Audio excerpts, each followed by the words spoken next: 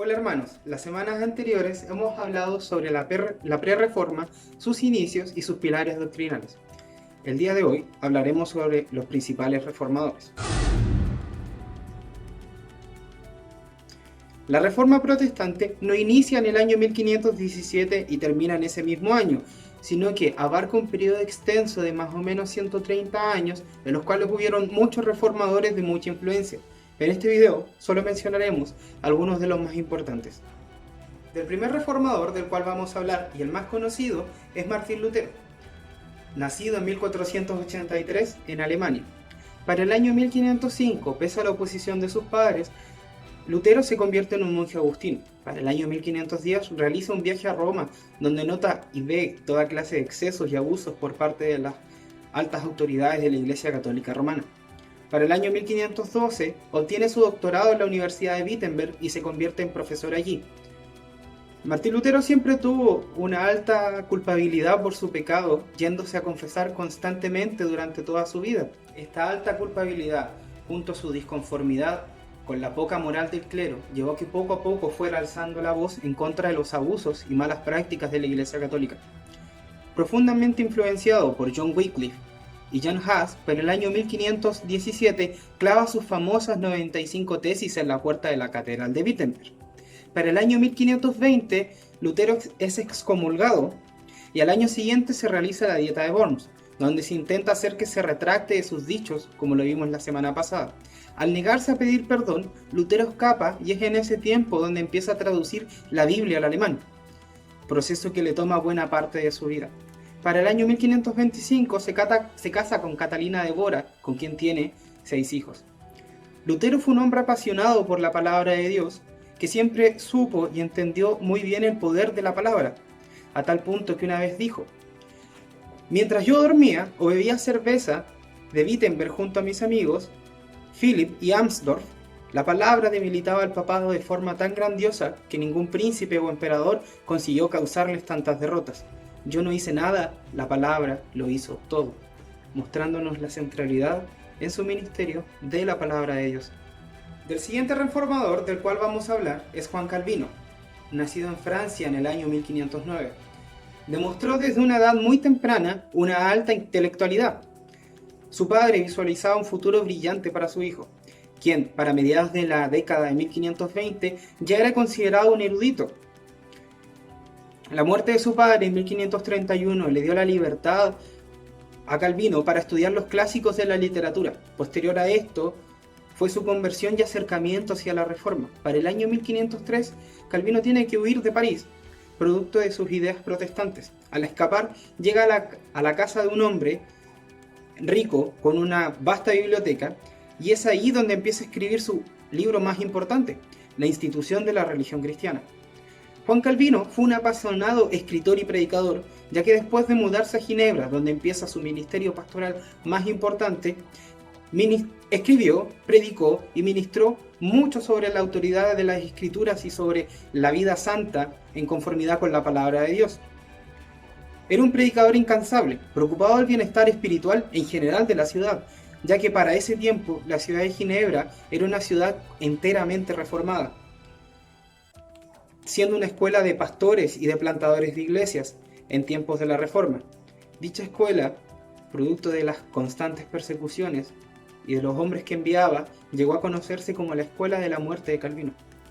Juan Calvino fallece a los 54 años, dejando un legado que ha perdurado siglos después de la Reforma, mostrándonos lo que puede llegar a ser un hombre maravillado por la gloria y el poder de Dios.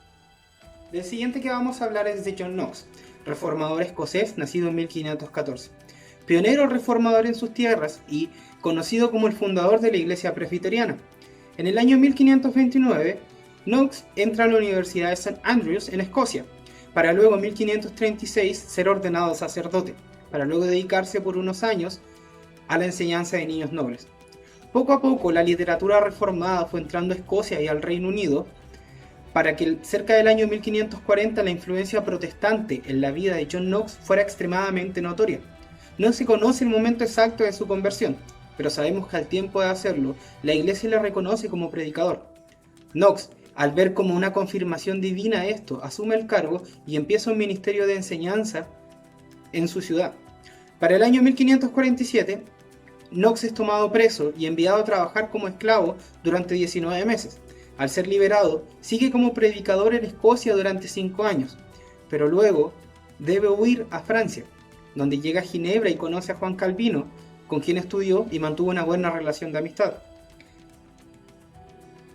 Knox al tiempo vuelve a Escocia, pero es obligado a volver a escapar a Francia por la inestabilidad política. En 1559 la situación se controla, lo que le permite a Knox volver a su amada Escocia. Para este entonces el futuro protestante de Escocia e Inglaterra ya estaba decidido. Ambos países ya eran reformados. La reforma había avanzado tanto que los sectores católicos eran cada vez menores. Una vez vuelve a Escocia, pasa allí hasta el final de sus días predicando, mostrando los frutos de una vida de obediencia y humildad ante la palabra de Dios, de lo cual muchas congregaciones son herederas hasta el día de hoy. El cuarto y último reformador del cual vamos a hablar hoy es William Tyndale. Nacido en Inglaterra en el año 1494. Fue un reformador, predicador y traductor de la Biblia al inglés. Estudió en las universidades de Oxford y Cambridge para luego ser ordenado en 1521 como sacerdote católico.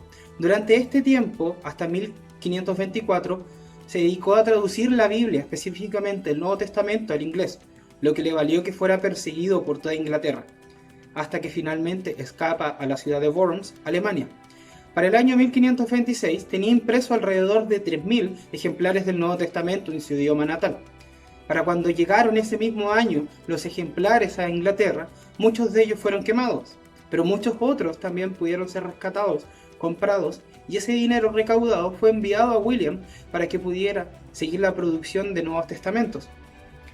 Para el año 1530 ya había impreso más de 18.000 ejemplares del Nuevo Testamento en inglés, producto de un escrito publicado en 1530 donde Tyndale acusa a Enrique VIII de que su divorcio era antibíblico. Este procura encerrarle y en el año 1535 es traicionado por un amigo suyo en Amberes, Bélgica. Fue declarado culpable de herejía y condenado a muerte. Tras ser ejecutado por estrangulamiento, su cuerpo fue quemado en la hoguera el 6 de octubre de 1536 en Vilvoorde, Bélgica. Tyndale se había propuesto que la gente común leyera las escrituras, acto que era completamente criminal en la época.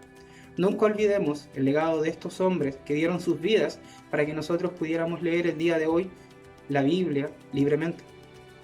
La verdad es que hay muchos detalles más y muchos reformadores más de los cuales, si bien vale la pena conversar y hablar en detalle, no podemos hacerlo porque si no estos videos durarían horas y horas. Pero la reflexión que me gustaría dejarles es la siguiente. Los reformadores usaban una frase en latín para referirse a los efectos de la reforma. Decía así: Ecclesia reformanta, semper reformanda, secundum verbum Dei. Que significa, la iglesia reformada, siempre reformándose conforme a la palabra de Dios.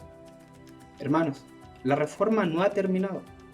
La reforma, si bien nació en 1517, un 31 de octubre, cuando un monje agustino clava sus 95 tesis en una puerta, no ha terminado. Los cristianos deben seguir reformando su pensamiento, deben seguir reformando sus vidas de acuerdo a la palabra de Dios.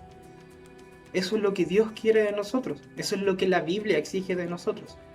No que seamos más parecidos al mundo, sino que estemos siempre reformándonos, sino que la iglesia esté en constante reforma, de acuerdo a la santa palabra de Dios. Que el Señor les bendiga.